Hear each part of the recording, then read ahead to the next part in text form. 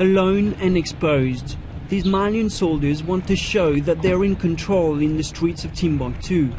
But they advance anxiously, knowing that they are the primary targets for suicide bombers. They have little firepower, no protection, and they lack the training to face well-equipped and determined insurgents. Despite the will, Malian troops find themselves completely overwhelmed when clashes break out. We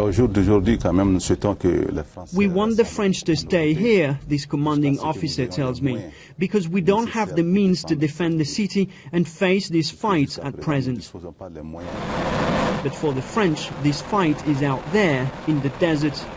They quickly intervened in Mali to hunt Al-Qaeda and its allies, not where they may strike, but where they plan their operations from. Paris believes its military task is nearly accomplished.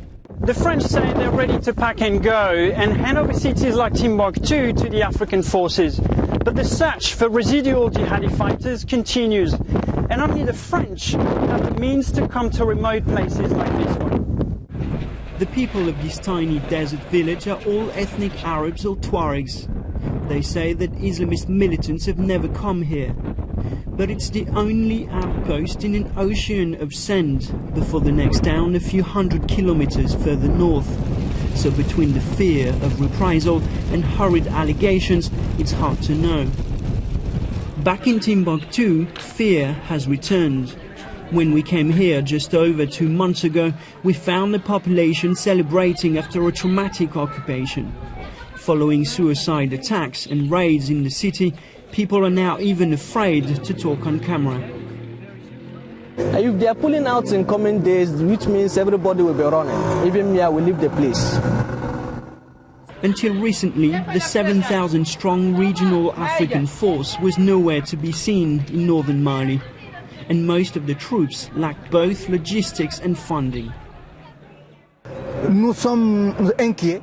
We are worried because we don't think that these forces, even if they come, which is not even sure, will be able to do what the French have done so far. The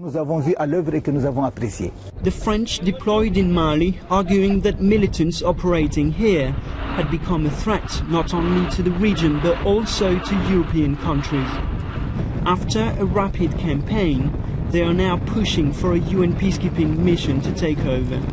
Thousands of African forces are waiting for that mandate. There is, however, little faith in these troops' capacity. And the prospect of a French withdrawal means for the people of this region uncertain times lie ahead. Thomas Fessy, BBC News, Timbuktu.